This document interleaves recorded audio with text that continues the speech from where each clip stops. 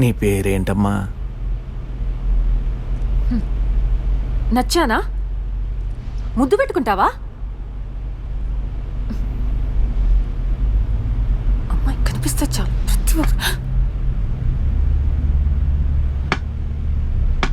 తాత ఒక నిమిషం. మిథున నా పేరు.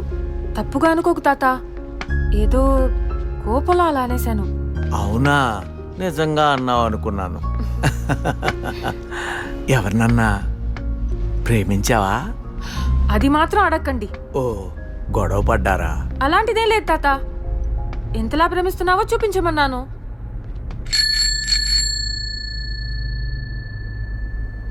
వచ్చావా? చూపించాడా? చూపించలేనన్నాడు.